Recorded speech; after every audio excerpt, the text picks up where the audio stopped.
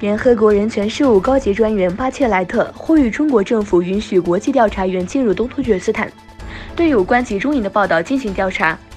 联合国人权事务高级专员巴切莱特已经表示，在等待中国政府开放绿灯，允许他自由前往新疆全境进行访问。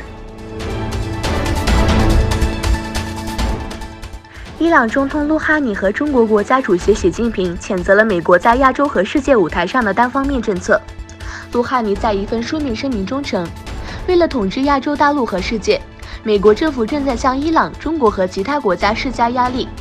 正在吉尔吉斯斯坦首都比什凯克出席上海合作组织峰会的伊朗总统鲁哈尼会见中国国家主席习近平。鲁哈尼表示，伊中关系具有长期战略性，伊方高度重视并致力于全方位发展对华关系，愿积极参与共建“一带一路”，挖掘双方在广泛领域的合作潜力。伊方坚决反对美国单方面退出伊朗核问题全面协议的错误行径。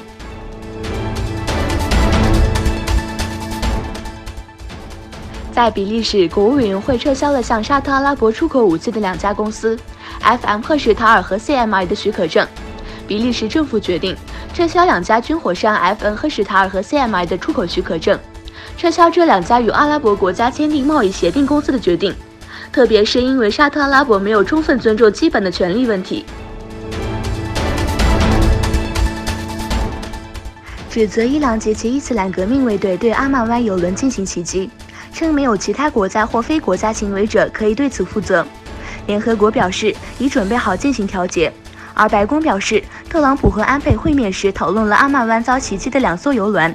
其中1艘是属于日本。在阿曼湾航行的2艘油轮弗隆阿尔泰和口库凯勇敢曾请求美国海军提供帮助，理由是他们遭到袭击。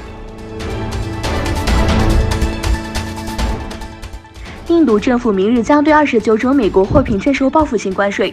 以回应本月初美国终止印度享有普遍优惠关税计划的待遇。印度时报引述政府消息称，